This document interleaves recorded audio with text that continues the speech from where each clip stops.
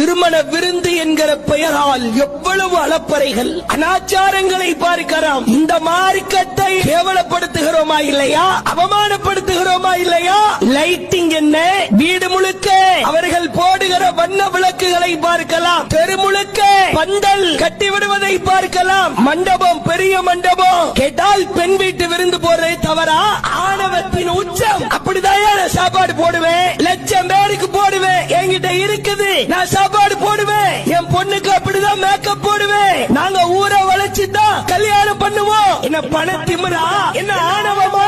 கர்வத்திலே பேசுகிறாயா?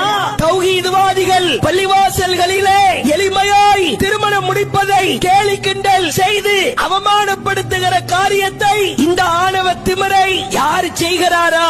இந்த கர்வம் கொண்டோருடைய தங்குமிடம் மிக கேவலமானது. பணத்திமிரில் ஆடாத இந்த கர்வவாசிகளை அல்லாஹ் கேவலமான தங்குமிடத்திலே வைப்பதாய் சொல்கிறான். எவன் வீண் விரயம் செய்கிறானோ அவன் ஷைத்தானின் உடன் பிறந்தவன். நீ சோத்தில வீண் விரயம் பண்றியா?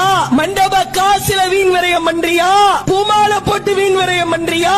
வீடியோ கவரேஜ்ல வீண் விரயம் செய்கிறாயா? பிரைடல் மேக்கப்ல வீண் விரயம் செய்கிறாயா? குழந்தை பிறக்கிற பிரசவ நேரத்திலே வளைகாப்பு வீண் விரயம் செய்கிறாயா?